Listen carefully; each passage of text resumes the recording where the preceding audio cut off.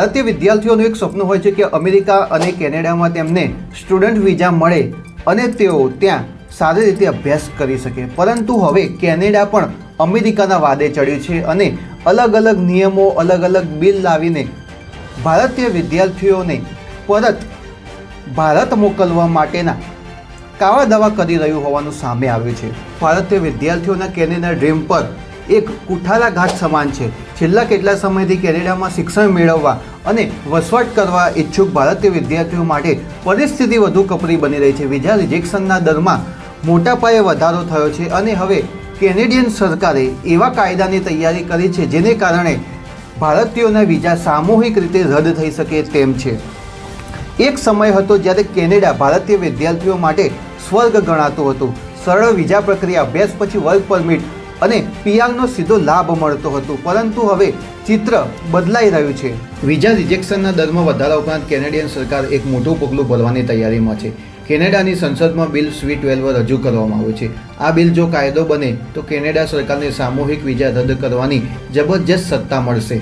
રાષ્ટ્રીય સુરક્ષા એટલે કે જો કોઈ દેશના વિઝા ધારકોથી કેનેડાની સુરક્ષાને જોખમ હોય, રોગચાળો જેમ કે COVID-19 જેવી કટોકટીઓની સ્થિતિમાં, અને છેતરપિંડી એટલે કે જો કોઈ ચોક્કસ દેશ કે સમૂહના વિઝા ધારકો છેતરપિંડી કરે કાં તો નકલી અરજી કરે તો સામૂહિક છેતરપિંડી સાબિત થાય તો આ બિલ લાગુ થઈ શકે તેમ છે.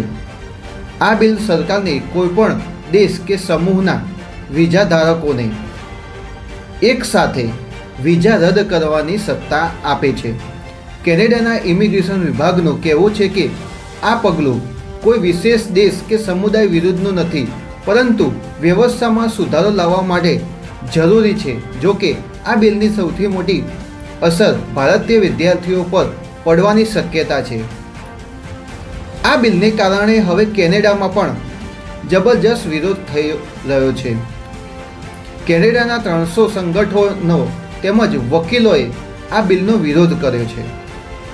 તેમણે ચેતવણી ઉચ્ચારી છે કે જો આ બિલ સંસદમાં પાસ થઈ જશે તો સરકારને સામૂહિક દેશ નિકાલની સત્તા મળી શકે તેમ છે.